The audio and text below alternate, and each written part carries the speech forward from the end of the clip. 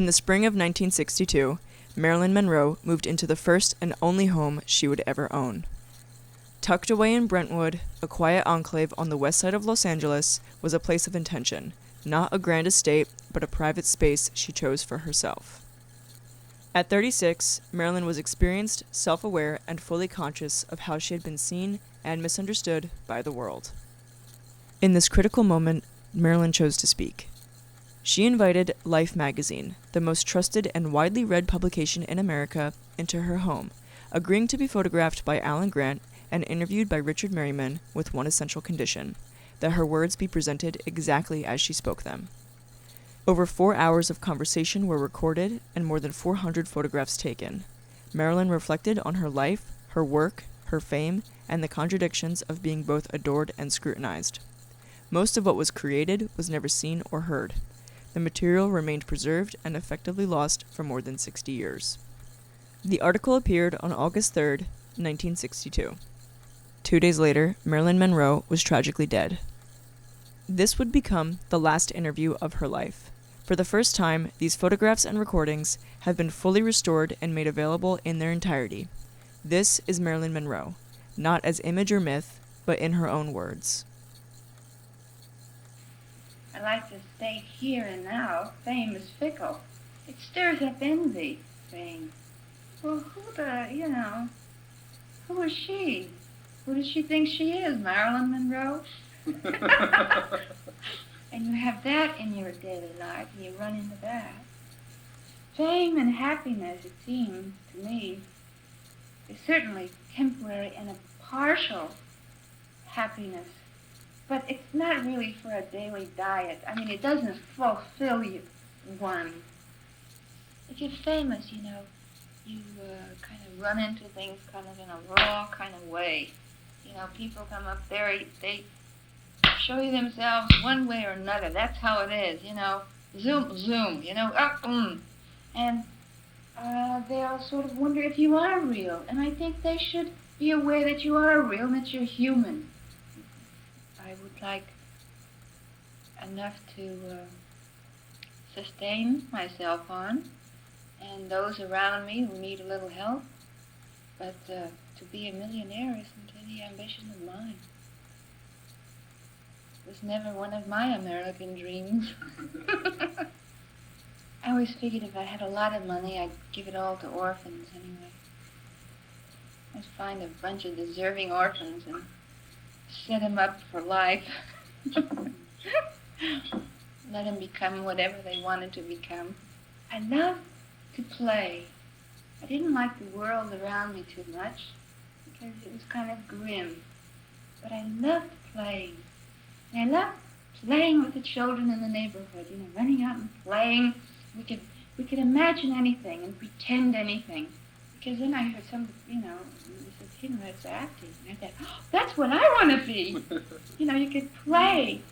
But then, you grow up and you find out they make playing very difficult for you. And there is a need for aloneness, which I don't think that most people realize for a creative person or an actress. There is a need. Goethe, I think, I know what it means, but I know I don't have the words correct. But something that a career is born, in the public, but talent in privacy, A certain seeming aloofness is not an arrogance on my part, but a real need for privacy. It's almost having certain kind of secrets for yourself that you'll let the whole world in on in a moment where you're acting, but you can't, this won't grow. People I like. The public scares me, like mobs scare me. But people, they react to you, you react to them. That's something you can trust. Like workers, like children. They accept you as you are. You can read about yourself in somebody else's ideas about you. But what's important is how you feel about you. We are all born sexual creatures, thank God. It's a pity so many people despise and crush this natural gift. It's about the only thing I want to really start off on. I mean, that's really... Because art comes from that real art, everything. I would like to learn my craft more so that it would be simpler for me to do my job, and when the director says, 1 tear, right now, that 1 tear would pop out. Well, I first had the feeling that somehow I'm fooling them, and maybe everybody, and maybe myself. This was a real feeling that I had. But yet, I knew I was serious about my work. But then, have you ever read what Max Reinhardt says about an actor? Very interesting. Actors on acting. Well, I used to kind of wonder about some of my feelings. And then I read that, I thought, gee, when he talks about a child playing, he's saying that is how what an actor should retain. So maybe there's hope.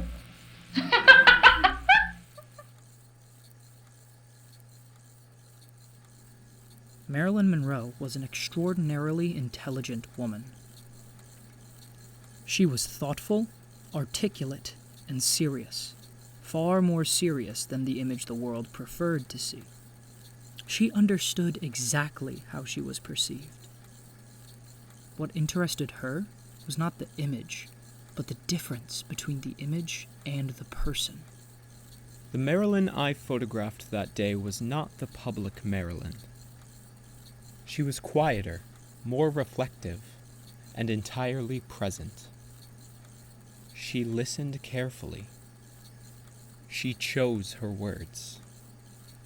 Nothing about her was careless. She spoke with uncommon honesty. There was no performance. She was speaking as herself.